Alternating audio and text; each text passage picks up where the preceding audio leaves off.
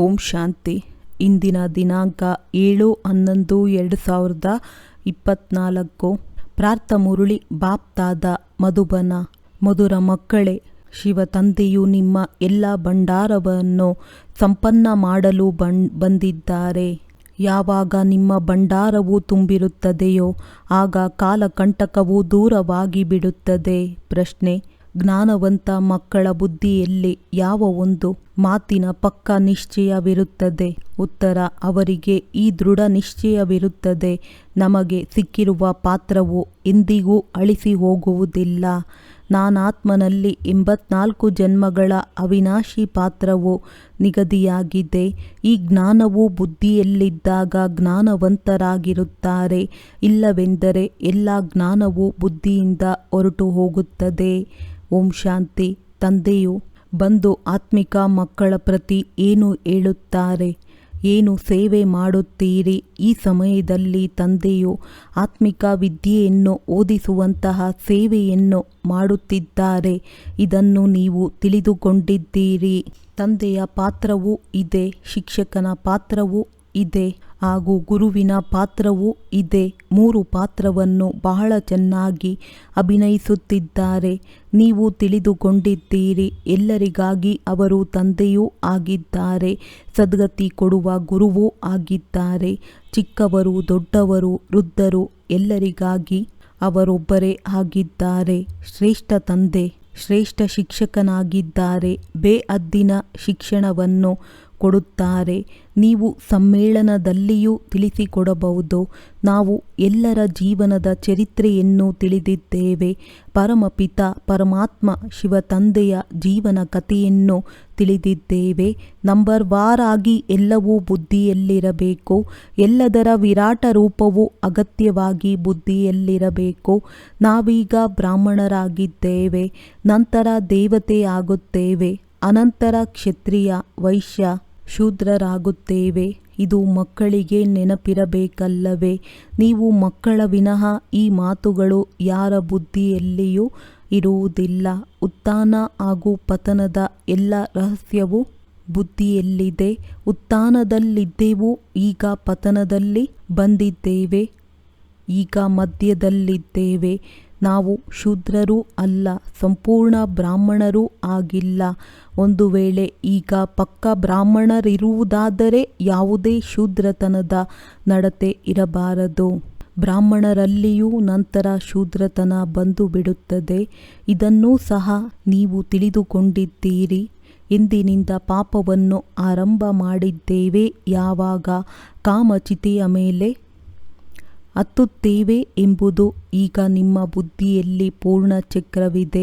ಮೇಲೆ ಪರಮಪಿತ ಪರಮಾತ್ಮ ತಂದೆ ಇದ್ದಾರೆ, ನಂತರ ನೀವಾತ್ಮಗಳಿದ್ದೀರಿ. ಈ ಮಾತುಗಳು ನೀವು ಮಕ್ಕಳ ಬುದ್ಧಿಯಲ್ಲಿ ಅವಶ್ಯವಾಗಿ ಇರಬೇಕು. ಈಗ ನಾವು ಬ್ರಾಹ್ಮಣರಾಗಿದ್ದೇವೆ, ದೇವತೆಗಳಾಗುತ್ತಿದ್ದೇವೆ, ನಂತರ ವೈಶ್ಯ ಶೂದ್ರರ ರಾಜ್ಯದಲ್ಲಿ ಬರುತ್ತೇವೆ. ತಂದೆಯು ಬಂದು ನಮ್ಮನ್ನು ಶೂದ್ರರಿಂದ ಬ್ರಾಹ್ಮಣರನ್ನಾಗಿ ಮಾಡುತ್ತಾರೆ. ನಂತರ ನಾವು ಬ್ರಾಹ್ಮಣರಿಂದ ದೇವತೆಗಳಾಗುತ್ತೇವೆ. ಬ್ರಾಹ್ಮಣರಾಗಿ ಕರ್ಮಾತೀತ ಸ್ಥಿತಿಯನ್ನು ಪಡೆದು ಮನೆಗೆ ಹಿಂತಿರುಗುತ್ತೇವೆ. ಬಾಜೋಲಿ ಅಥವಾ 84 ಜನ್ಮದ ಚಕ್ರವನ್ನು ನೀವು ತಿಳಿದುಕೊಂಡಿದ್ದೀರಿ. ಬಾಜೋಲಿ ಆಟದಿಂದ ನಿಮಗೆ ಬಹಳ ಸುಲಭವಾಗಿ ತಿಳಿಸುತ್ತಾರೆ. ನಿಮ್ಮನ್ನು ಬಹಳ ಹಗುರರನ್ನಾಗಿ ಮಾಡುತ್ತಾರೆ, ಏಕೆಂದರೆ ಬಿಂದು ಎಂದು ತಿಳಿಸಿದರೆ ತಕ್ಷಣ ಓಡಿ ಹೋಗುತ್ತೀರಿ. ವಿದ್ಯಾರ್ಥಿಗಳು ತರಗತಿಯಲ್ಲಿ ಕುಳಿತಿದ್ದಾಗ ಓದುವ ವಿದ್ಯೆಯೇ ಬುದ್ಧಿಯಲ್ಲಿ ನೆನಪಿರುತ್ತದೆ. ನಿಮಗೂ ಈ ವಿದ್ಯೆಯು ನೆನಪಿರಬೇಕು. ನಾವೀಗ ಸಂಗಮ ಯುಗದಲ್ಲಿದ್ದೇವೆ. ನಂತರ ಈ ಚಕ್ರವು ಸದಾ ಬುದ್ಧಿಯಲ್ಲಿ ತಿರುಗುತ್ತಿರಬೇಕು. ಈ ಚಕ್ರ ಮುಂತಾದ ಜ್ಞಾನವು ನೀವು ಬ್ರಾಹ್ಮಣರ ಬಳಿಯೇ ಇದೆ, ಶೂದ್ರರ ಬಳಿಯಲ್ಲ. ದೇವತೆಗಳ ಬಳಿಯೂ ಈ ಜ್ಞಾನವಿಲ್ಲ. ಈಗ ನೀವು ತಿಳಿದುಕೊಂಡಿದ್ದೀರಿ. ಭಕ್ತಿ ಮಾರ್ಗದ ಚಿತ್ರಗಳೆಲ್ಲವೂ ತಪ್ಪಾಗಿವೆ. ನಿಮ್ಮ ಬಳಿ ಇರುವಂತಹದ್ದು ಯಥಾರ್ಥವಾಗಿದೆ, ಏಕೆಂದರೆ ನೀವು ಯಥಾರ್ಥವಾಗುತ್ತೀರಿ. ಈಗ ನಿಮಗೆ ಜ್ಞಾನವು ಸಿಗುತ್ತಿರುವ ಕಾರಣ ಯಾವುದನ್ನು ಭಕ್ತಿ ಎಂದು ಕರೆಯಲಾಗುವುದು, ಯಾವುದನ್ನು ಜ್ಞಾನ ಜ್ಞಾನವೆಂದು ಕರೆಯಲಾಗುವುದೆಂದು ನೀವು ತಿಳಿದಿದ್ದೀರಿ. ಜ್ಞಾನವನ್ನು ಕೊಡುವಂತಹ ತಂದೆಯು ಜ್ಞಾನಸಾಗರ ನಿಮಗೆ ಸಿಕ್ಕಿದ್ದಾರೆಂದು ನೀವು ತಿಳಿದಿದ್ದೀರಿ. ಶಾಲೆಯಲ್ಲಿ ಓದುವಾಗ ನಿಮಗೆ ಗುರಿಯು ಗೊತ್ತಿರುತ್ತದೆ ಎಲ್ಲವೇ? ಭಕ್ತಿ ಮಾರ್ಗದಲ್ಲಂತೂ ಗುರಿ ಇರುವುದಿಲ್ಲ. ನಾವೇ ಶ್ರೇಷ್ಠ ದೇವಿ ದೇವತೆಗಳಾಗಿದ್ದವರು ಈಗ ಕೆಳಗೆ ಇಳಿದಿದ್ದೇವೆಂದು ನಿಮಗೆ ತಿಳಿದಿತ್ತೇನು? ಈಗ ನೀವು ಬ್ರಾಹ್ಮಣರಾಗಿರುವ ಕಾರಣ ತಿಳಿದಿದೆ. ಮೊದಲು ಸಹ ನೀವು ಬ್ರಹ್ಮ ಕುಮಾರ ಕುಮಾರಿಯರಾಗಿದ್ದೀರಿ.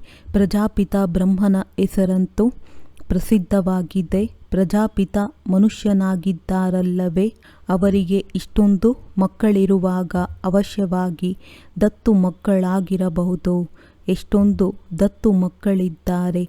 ಆತ್ಮದ ರೂಪದಲ್ಲಂತೂ ಎಲ್ಲರೂ ಸಹೋದರರಾಗಿದ್ದಾರೆ. ಈಗ ನಿಮ್ಮ ಬುದ್ಧಿಯು ಎಷ್ಟೊಂದು ವಿಶಾಲವಾಗಿದೆ. ಮೇಲೆ ಹೇಗೆ ನೀವು ನಕ್ಷತ್ರಗಳು ನಿಂತಿವೆ ಎಂದು ನೀವು ತಿಳಿದಿದ್ದೀರಿ. ಆದರೆ ದೂರದಿಂದ ಎಷ್ಟು ಚಿಕ್ಕದಾಗಿ ಕಾಣುತ್ತದೆ. ನೀವು ಸಹ ಅತಿ ಸೂಕ್ಷ್ಮ ಆತ್ಮರಾಗಿದ್ದೀರಿ. ಆತ್ಮವು ಚಿಕ್ಕದ್ದು ದೊಡ್ಡದಾಗುವುದಿಲ್ಲ. ನಿಮ್ಮ ಪದವಿಯು ಬಹಳ ಶ್ರೇಷ್ಠವಾಗಿದೆ. ಅದನ್ನು ಸೂರ್ಯ ದೇವತಾ ಚಂದ್ರ ದೇವತೆ ಎಂದು ಹೇಳಲಾಗುತ್ತದೆ. ಸೂರ್ಯ ತಂದೆ, ಚಂದ್ರಮನನ್ನು ತಾಯಿ ಎಂದು ಹೇಳಲಾಗುತ್ತದೆ. ಬಾಕಿ ಆತ್ಮಗಳೆಲ್ಲರೂ ನಕ್ಷತ್ರಗಳಾಗಿದ್ದಾರೆ. ಅಂದಾಗ ಆತ್ಮಗಳೆಲ್ಲರೂ ಒಂದೇ ರೀತಿ ಚಿಕ್ಕದಾಗಿದ್ದರೆ ಇಲ್ಲಿಗೆ ಬಂದು ಪಾತ್ರಧಾರಿಯಾಗುತ್ತೀರಿ. ನೀವೇ ದೇವತೆಗಳಾಗುತ್ತೀರಿ. ನಾವು ಬಹಳ ಶಕ್ತಿಶಾಲಿಯಾಗುತ್ತಿದ್ದೇವೆ. ನಾವು ತಂದೆಯನ್ನು ನೆನಪು ಮಾಡುವುದರಿಂದ ಸತೋಪ್ರಧಾನ ದೇವತೆಯಾಗುತ್ತೇವೆ. ನಂಬರ್ ವಾರ್ ಸ್ವಲ್ಪವೇ ವ್ಯತ್ಯಾಸವಿರುತ್ತದೆ. ಕೆಲವು ಆತ್ಮಗಳು ಪವಿತ್ರರಾಗಿ ಸತೋಪ್ರಧಾನದ ದೇವತೆಯಾಗಿ ಬಿಡುತ್ತಾರೆ. ಕೆಲವು ಆತ್ಮಗಳು ಸಂಪೂರ್ಣ ಪವಿತ್ರವಾಗುವುದಿಲ್ಲ. ಜ್ಞಾನವನ್ನು ಸ್ವಲ್ಪವೂ ತಿಳಿದುಕೊಳ್ಳುವುದಿಲ್ಲ. ತಂದೆಯು ತಿಳಿಸುತ್ತಾರೆ. ಅಗತ್ಯವಾಗಿ ಎಲ್ಲರಿಗೂ ತಂದೆಯ ಪರಿಚಯವು ಅಂತ್ಯದಲ್ಲಿ ಎಲ್ಲರೂ ತಂದೆಯನ್ನು ತಿಳಿದುಕೊಳ್ಳುತ್ತಾರಲ್ಲವೇ?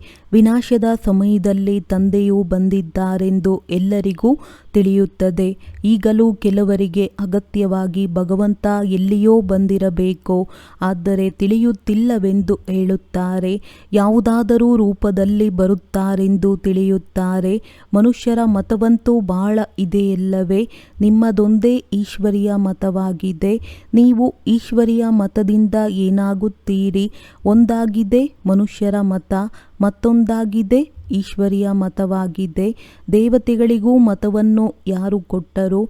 ತಂದೆ ಶ್ರೇಷ್ಠಾತಿ ಶ್ರೇಷ್ಠರನ್ನಾಗಿ ಮಾಡುವುದು ತಂದೆಯ ಶ್ರೀಮತವಾಗಿದೆ. ಶ್ರೇಷ್ಠಾತಿ ಶ್ರೇಷ್ಠವೆಂದು ತಂದೆಗೆ ಕರೆಯಲಾಗುತ್ತದೆ, ಮನುಷ್ಯರಿಗಲ್ಲ. ಶ್ರೇಷ್ಠಾತಿ ಶ್ರೇಷ್ಠ ತಂದೆಯು ಬಂದು ಶ್ರೇಷ್ಠರನ್ನಾಗಿ ಮಾಡುತ್ತಾರೆ. ದೇವತೆಗಳನ್ನು ಶ್ರೇಷ್ಠರನ್ನಾಗಿ ಮಾಡುವಂಥವರು ತಂದೆಯಾಗಿದ್ದಾರೆ. ಆದ್ದರಿಂದ ಅವರನ್ನು ಶ್ರೇಷ್ಠಾತಿ ಶ್ರೇಷ್ಠ ಎಂದು ಕರೆಯಲಾಗುವುದು. ತಂದೆಯು ತಿಳಿಸುತ್ತಾರೆ, ನಾನು ನಿಮ್ಮನ್ನು ಇಂತಹ ಯೋಗ್ಯರನ್ನಾಗಿ ಮಾಡುತ್ತೇನೆ. ಆದರೆ ಪ್ರಪಂಚದ ಜನರು ತಮ್ಮ ಬಿರುದನ್ನು ಶ್ರೀ ಶ್ರೀ ಎಂದು ಇಟ್ಟುಕೊಂಡಿದ್ದಾರೆ. ಸಮ್ಮೇಳನದಲ್ಲಿಯೂ ಸಹ ನೀವು ತಿಳಿಸಬಹುದು. ತಿಳಿಸಿಕೊಡಲು ನೀವೇ ನಿಮಿತ್ತರಾಗಿದ್ದೀರಿ. ಒಬ್ಬ ಶಿವತಂದೆಯೇ ಇಂತಹ ಶ್ರೇಷ್ಠ ದೇವತೆಯನ್ನಾಗಿ ಮಾಡುತ್ತಾರೆ. ಅವರು ಶಾಸ್ತ್ರ ಮೊದಲಾದವುಗಳನ್ನು ಓದಿ ಆ ಬಿರುದನ್ನು ಪಡೆಯುತ್ತಾರೆ. ನಿಮ್ಮನ್ನು ಶ್ರೇಷ್ಠಾತಿ ಶ್ರೇಷ್ಠ ತಂದೆಯೇ ಶ್ರೇಷ್ಠರನ್ನಾಗಿ ಮಾಡುತ್ತಿದ್ದಾರೆ. ಇದು ತಮೋಪ್ರಧಾನ ಭ್ರಷ್ಟಾಚಾರಿ ಪ್ರಪಂಚವಾಗಿದೆ. ಭ್ರಷ್ಟಾಚಾರದಿಂದ ಜನ್ಮವನ್ನು ಪಡೆಯುತ್ತಾರೆ. ತಂದೆಯ ಬಿರುದು ಎಲ್ಲಿ? ಅದನ್ನು ಪತಿತ ಮನುಷ್ಯರು ತಮ್ಮ ಮೇಲೆಯೇ ಇಟ್ಟುಕೊಳ್ಳುತ್ತಾರೆ. ಶ್ರೇಷ್ಠಾತಿ ಶ್ರೇಷ್ಠ ಮಹಾನ್ ಆತ್ಮಗಳಂತೂ ದೇವಿ ದೇವತೆಗಳಾಗಿದ್ದಾರಲ್ಲವೇ? ಸತೋಪ್ರಧಾನ ಪ್ರಪಂಚದಲ್ಲಿ ತಮೋಪ್ರಧಾನರಾಗಿರುವಂತಹ ಮನುಷ್ಯರ್ಯಾರೂ ಇರುವುದಿಲ್ಲ. ರಜೋ ಸಮಯದಲ್ಲಿ ರಜೋ ಮನುಷ್ಯರಿರುತ್ತಾರೆ. ತಮೋ ಗುಣಿ ಇರುವುದಿಲ್ಲ. ವರ್ಣಗಳ ಗಾಯನವೂ ಇದೆಯಲ್ಲವೇ? ಈಗ ನೀವು ತಿಳಿದುಕೊಂಡಿದ್ದೀರಿ. ಮೊದಲು ನಾವು ಸಹ ಸ್ವಲ್ಪವೂ ತಿಳಿದುಕೊಂಡಿರಲಿಲ್ಲ. ಈಗ ತಂದೆಯು ಎಷ್ಟೊಂದು ಬುದ್ಧಿವಂತರನ್ನಾಗಿ ಮಾಡುತ್ತಾರೆ. ನೀವು ಎಷ್ಟೊಂದು ಶ್ರೀಮಂತರಾಗುತ್ತೀರಿ. ಶಿವತಂದೆಯ ಭಂಡಾರ ಸಂಪನ್ನವಾಗಿದೆ. ಶಿವತಂದೆಯ ಭಂಡಾರವು ಯಾವುದಾಗಿದೆ? ಅವಿನಾಶಿ ಜ್ಞಾನರತ್ನಗಳು. ಶಿವತಂದೆಯ ಭಂಡಾರವು ಸಂಪನ್ನವಾಗಿದ್ದಾಗ ಮೃತ್ಯುವಿನಂತಹ ಕಂಟಕವು ದೂರವಾಗಿ ಬಿಡುತ್ತದೆ. ತಂದೆಯು ನೀವು ಮಕ್ಕಳಿಗೆ ಜ್ಞಾನರತ್ನಗಳನ್ನು ಕೊಡುತ್ತಾರೆ. ಅವರು ಸ್ವಯಂ ಸಾಗರನಾಗಿದ್ದಾರೆ. ಮಕ್ಕಳ ಬುದ್ಧಿಯು ಬೇಹದ್ದಿನಲ್ಲಿ ಹೋಗಬೇಕು. ಇಷ್ಟೊಂದು ಕೋಟ್ಯಾಂತರ ಆತ್ಮಗಳು ತಮ್ಮ ತಮ್ಮ ಶರೀರವೆಂಬ ಸಿಂಹಾಸನದಲ್ಲಿ ವಿರಾಜಮಾನರಾಗಿದ್ದಾರೆ. ಇದು ಬೇಹದ್ದಿನ ನಾಟಕವಾಗಿದೆ. ಆತ್ಮವು ಈ ಸಿಂಹಾಸನದ ಮೇಲೆ ವಿರಾಜಮಾನವಾಗುತ್ತದೆ. ಒಂದು ಶರೀರದಂತೆ ಮತ್ತೊಂದು ಶರೀರವಿರಲು ಸಾಧ್ಯವಿಲ್ಲ. ಪ್ರತಿಯೊಬ್ಬರ ಜೀವನವು ಬೇರೆ ಬೇರೆಯಾಗಿದೆ.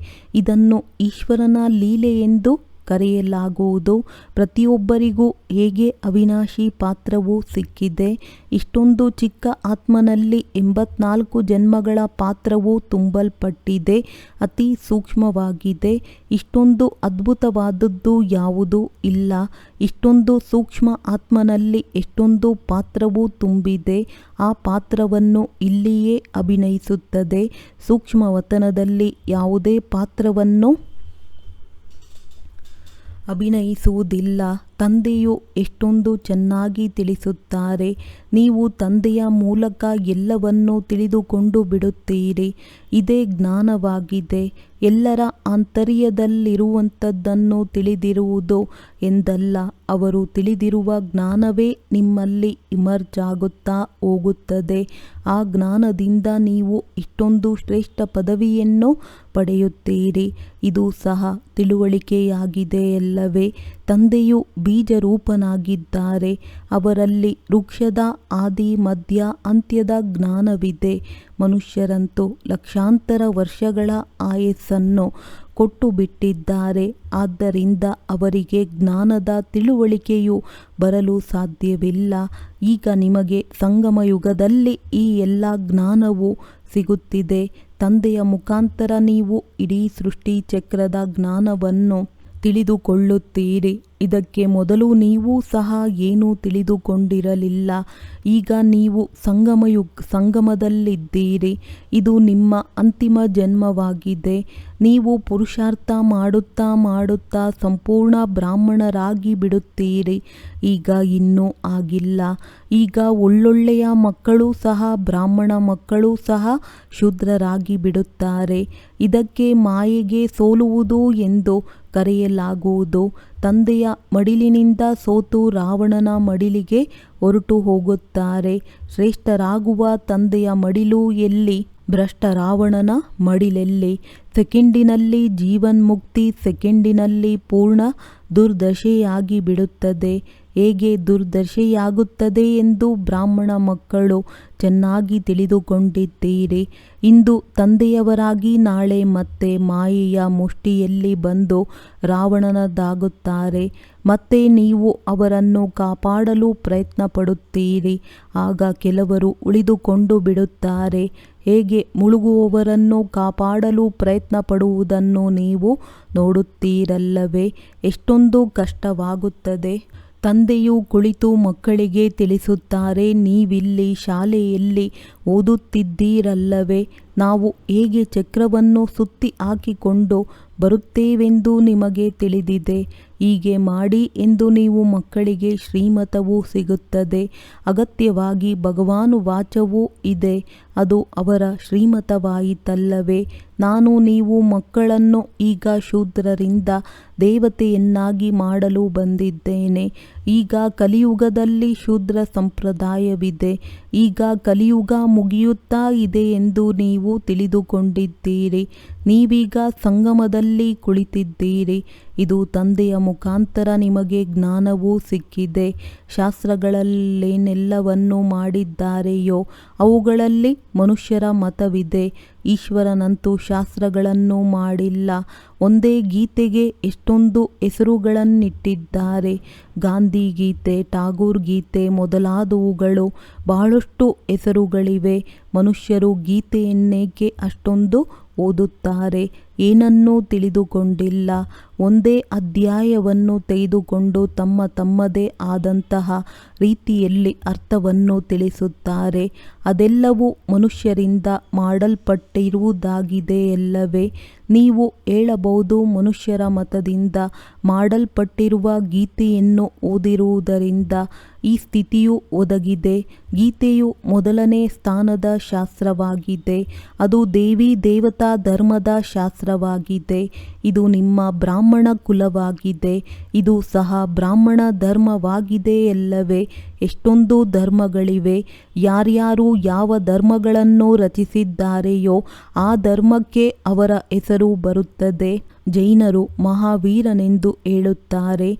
ನೀವೆಲ್ಲ ಮಕ್ಕಳು ಮಹಾವೀರ ಮಹಾವೀರಿಣಿಯರಾಗಿದ್ದೀರಿ. ಮಂದಿರಗಳಲ್ಲಿ ನಿಮ್ಮ ನೆನಪಾರ್ಥವಿದೆ. ಇದು ರಾಜಯೋಗವಲ್ಲವೇ? ಕೆಳಗಡೆ ಯೋಗ ತಪಸ್ಸಿನಲ್ಲಿ ಕುಳಿತಿದ್ದಾರೆ. ಮೇಲೆ ರಾಜ್ಯ ಭಾಗ್ಯದ ಚಿತ್ರವಿದೆ. ಇದು ರಾಜಯೋಗದ ಯಥಾರ್ಥವಾದ ಮಂದಿರವಾಗಿದೆ. ನಂತರ ಒಂದಲ್ಲ ಒಂದು ಹೆಸರನ್ನಿಟ್ಟಿದ್ದಾರೆ. ಈ ನೆನಪಾರ್ಥವು ಸಂಪೂರ್ಣ ಯಥಾರ್ಥವಾಗಿದೆ. ಬುದ್ಧಿಗೆ ಕೆಲಸ ಕೊಟ್ಟು ಸರಿಯಾಗಿಯೇ ಮಾಡಿದ್ದಾರೆ. ನಂತರ ಯಾರು ಯಾವ ಹೆಸರುಗಳನ್ನು ಹೇಳಿದರೂ ಆ ಹೆಸರನ್ನಿಟ್ಟಿದ್ದಾರೆ. ಇದನ್ನು ಮಾದರಿಯ ರೂಪದಲ್ಲಿಯೂ ಮಾಡಿದ್ದಾರೆ. ಸ್ವರ್ಗ ಹಾಗೂ ಸಂಗಮ ಯುಗದ ರಾಜಯೋಗವನ್ನು ಮಾಡಲ್ಪಟ್ಟಿದೆ. ನೀವು ಆದಿ ಮಧ್ಯ ಅಂತ್ಯವನ್ನು ತಿಳಿದುಕೊಂಡಿದ್ದೀರಿ. ನೀವು ಆದಿಯನ್ನೂ ನೋಡಿದ್ದೀರಿ. ಸಂಗಮ ಯುಗವನ್ನಾದರೂ ಆದಿ ಎಂದು ಹೇಳಿ, ಅಥವಾ ಸತ್ಯಯುಗವನ್ನಾದರೂ ಹೇಳಿ. ಸಂಗಮ ಯುಗದ ದೃಶ್ಯವನ್ನು ಕೆಳಗಡೆ ತೋರಿಸಲಾಗಿದೆ. ನಂತರ ರಾಜ್ಯ ಭಾಗ್ಯವನ್ನು ಮೇಲೆ ತೋರಿಸಲಾಗಿದೆ. ಸತ್ಯಯುಗವು ಆದಿಯಾಗಿದ್ದು ದ್ವಾಪರವು ಮಧ್ಯದಲ್ಲಿದೆ. ಅಂತ್ಯವನ್ನಂತೂ ನೀವು ನೋಡುತ್ತಿದ್ದೀರಿ. ಇದೆಲ್ಲವೂ ವಿನಾಶವಾಗುತ್ತದೆ. ಸಂಪೂರ್ಣ ನೆನಪಾರ್ಥವನ್ನು ಮಾಡಲ್ಪಟ್ಟಿದೆ. ದೇವಿ ದೇವತೆಗಳೇ ನಂತರ ವಾಮ ಮಾರ್ಗದಲ್ಲಿ ಬರುತ್ತಾರೆ. ದ್ವಾಪರದಿಂದ ವಾಮ ಮಾರ್ಗವು ಪ್ರಾರಂಭವಾಗುತ್ತದೆ. ಯಥಾರ್ಥವಾದ ನೆನಪಾರ್ಥವಿದೆ. ನೆನಪಿಗಾಗಿ ಬಹಳಷ್ಟು ಮಂದಿರಗಳನ್ನು ಕಟ್ಟಿಸಿದ್ದಾರೆ. ಇಲ್ಲಿಯೇ ಎಲ್ಲ ಚಿಹ್ನೆಗಳಿವೆ. ಮಂದಿರಗಳು ಇಲ್ಲಿಯೇ ಆಗುತ್ತವೆ. ಭಾರತವಾಸಿಗಳೇ ದೇವಿ ದೇವತಾ ರಾಜ್ಯವನ್ನು ಮಾಡಿ ಹೋಗಿದ್ದಾರಲ್ಲವೇ? ನಂತರ ಎಷ್ಟೊಂದು ಮಂದಿರಗಳನ್ನು ಕಟ್ಟಿಸುತ್ತಾರೆ. ಸಿಖ್ಖರು ಬಹಳಷ್ಟು ಮಂದಿಯಾದಾಗ ತಮ್ಮ ಮಂದಿರವನ್ನು ಮಾಡುತ್ತಾರೆ. ಮಿಲಿಟರಿಯವರು ತಮ್ಮ ಮಂದಿರವನ್ನು ಮಾಡುತ್ತಾರೆ.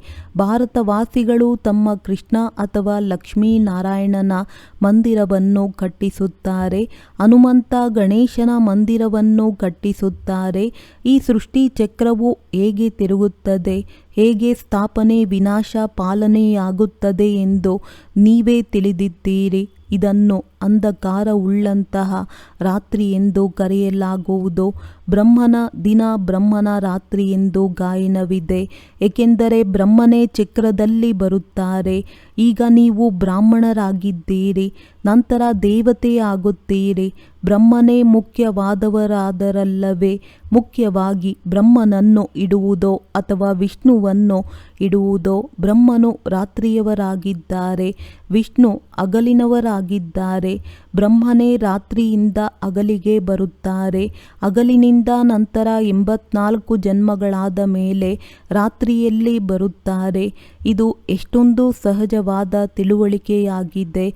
ಇದನ್ನೂ ಸಹ ಪೂರ್ಣ ನೆನಪು ಮಾಡುವುದಿಲ್ಲ, ಸಂಪೂರ್ಣ ಓದುವುದಿಲ್ಲವೆಂದರೆ ನಂಬರ್ವಾರ್ ಪುರುಷಾರ್ಥದನುಸಾರ ಪದವಿಯನ್ನು ಪಡೆಯುತ್ತಾರೆ.